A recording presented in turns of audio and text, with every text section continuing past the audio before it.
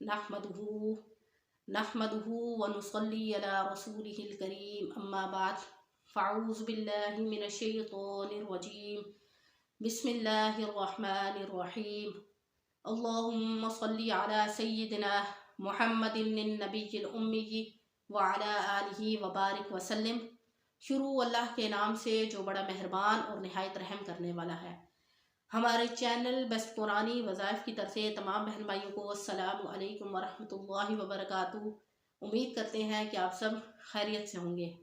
हमेशा की तरह आज हम अपने चैनल बेस्ट कुरानी वज़ाइफ की तरफ से आपके लिए एक बहुत ही ख़ास मुजर्रब और कामयाब वजीफ़ा लेकर आए हैं। ये वजीफ़ा नहायत ही पुरअसर है, नहायत ही मुजर्रब है। बहुत बड़े बड़े आलिम दीन ने इस वजीफ़े को अपनाया और उन्होंने आला कामयाबी भी हासिल की। और ये वजीफ़ा आप हर मुश्किल, हर हाजत, हर परेशानी के लिए कर सकते हैं। हाजत और मुश्किल चाहे कितनी ही बड़ी क्यों ना हो, आपने इस वजीफ़े को करना है। अगर आप तालिबे इल्म हैं और इम्तहान में आला कामयाबी हासिल करना चाहते हैं, आप चाहते हैं कि आप इम्तहान में अच्छी कारकर्दगी आप दिखा सकें, तो भी आप इस वजीफ़े को करें। इसी तरह अगर आप कारोबार की वजह से परेशान हैं तो तब भी आप इस वजीफ़े को करें। अगर आप कोई काम शुरू करना चाहते हैं, आपके पास पैसों का कोई ज़रिया नहीं है, इतने पैसे भी नहीं है कि आप किसी काम को कर सकें, तो भी आप इस वजीफ़े को शुरू करें, तो इंशाअल्लाह अल्लाह रब्बुल इज़्ज़त गैब के ख़जानों से आपकी मदद करना शुरू कर देंगे। इसी तरह अगर आप घर में रिज़्क़ की वजह से परेशान हैं, बेरोज़गार हैं, तब भी आप इस वजीफ़े को करें। अगर आप पसंद कर शादी करना चाहते हैं लेकिन वहाँ पर बात नहीं बन पाती, तो तब भी आप इस वजीफ़े को करें। ये वजीफ़ा मैंने बहुत सारे लोगों को बताया और अल्लाह का शुक्र है, इस वजीफ़े की वजह से उनको कामयाबी हासिल हुई है। हमारी एक बहन थी, माशाल्लाह से उनकी 4 बच्चियाँ थी। 2 बच्चियाँ यूनिवर्सिटी में आला तालीम हासिल कर रही थी, दोनों ने MSc किया, लेकिन उसके बावजूद उनकी बच्चियों की माशाल्लाह उम्रें भी काफ़ी हो गई थी, लेकिन उनको अच्छा रिश्ता नहीं मिल रहा था। रिश्ते आते तो बहुत थे लेकिन उनके मयार के मुताबिक नहीं था। वो बहन बहुत ज़्यादा परेशान रहती थी कि मेरी बच्चियों की उम्रें निकल रही हैं लेकिन उनको अच्छा रिश्ता नहीं मिल रहा।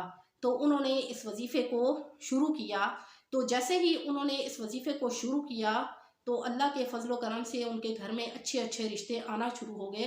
तो उनको जो रिश्ता पसंद आया, 2 रिश्ते थे, उनको पसंद आया और उन्होंने अपनी बच्चियों के माशाल्लाह से रिश्ते कर दिए और आज वो अपने घरों में अच्छी ज़िंदगी गुजार रही हैं।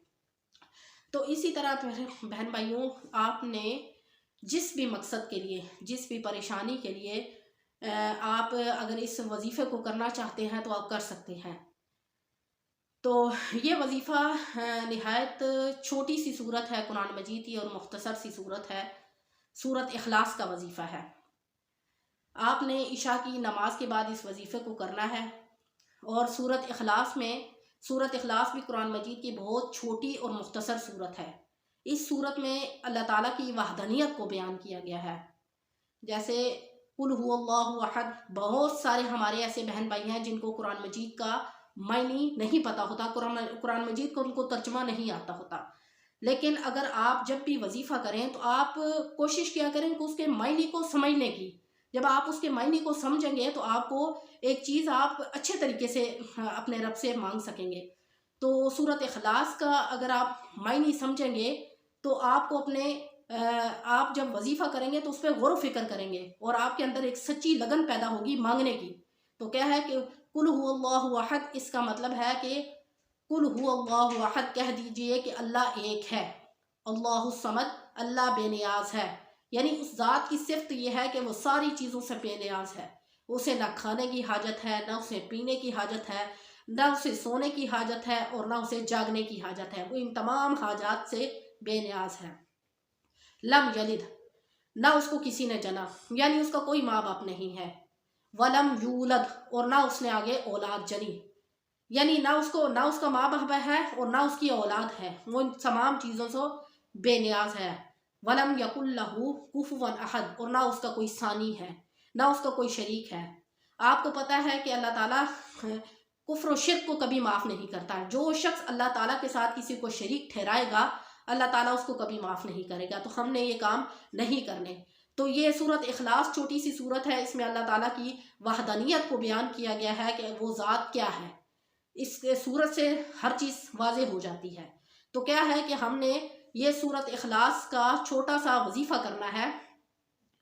آپ اس وظیفے کو ہر مقصد کے لیے کر سکتے ہیں۔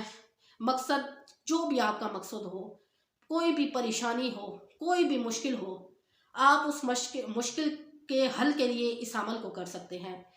عمل آپ نے اس طرح کرنا ہے کہ عشاء کی نماز ادا کرنے کے بعد اسی جگہ پر بیٹھ جانا ہے۔ تمام کاموں سے فارغ ہو گئے، تمام کاموں سے جب آپ فارغ ہو جائیں گے تو آپ کا دماغ پرسکون ہوگا کہ میں نے سارے کام سر انجام دے لیے ہیں اور اب میں ذہنی طور پر ایک چیز کے لیے تیار بیٹھی ہوں۔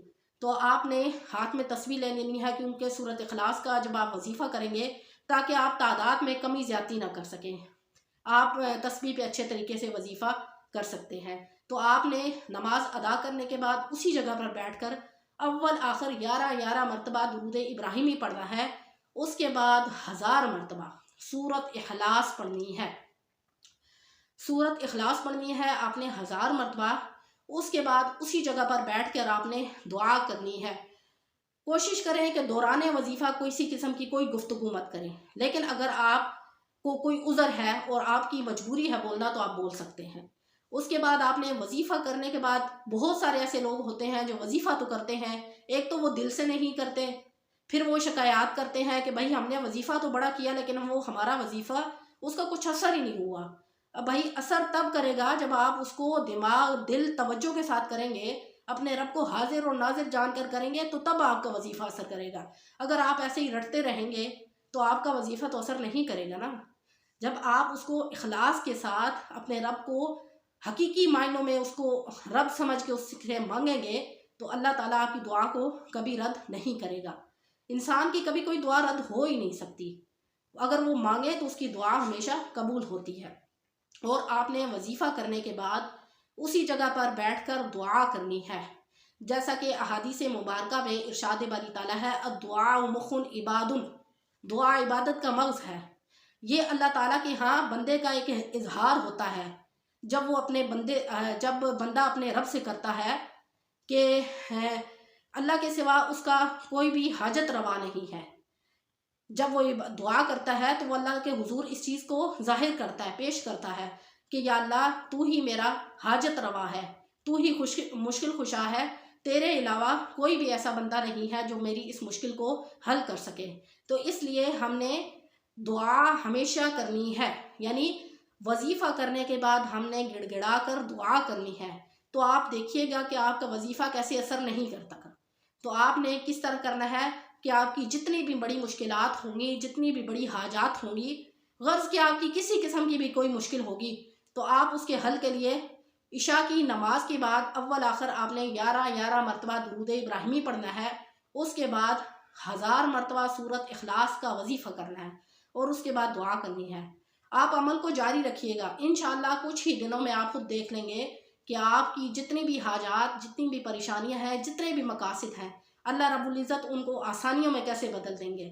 کیونکہ اللہ کی ذات ایسی ہے جس نے اپنے بندے کو پیدا کیا ہے، اگر وہ اس کو مشکل میں مبتلا کرتا ہے تو اس کے لیے حل بھی وہی پیدا کرتا ہے۔ تو اللہ تعالیٰ سے دعا ہے کہ اللہ تعالیٰ مجھے اور آپ کو اس پر عمل کرنے کی توفیق عطا فرمائے۔ انشاءاللہ نیکسٹ ویڈیو کے ساتھ آپ کی خدمت میں حاضر ہوں گے۔ اگر آپ کو ہمارا یہ وظیفہ اچھا لگا ہو تو ہمارے چینل کو لائک کریں، شیئر کریں، سبسکرائب کریں۔ وآخر دعوانا ان الحمد للہ رب العالمین۔ السلام علیکم ورحمۃ اللہ وبرکاتہ۔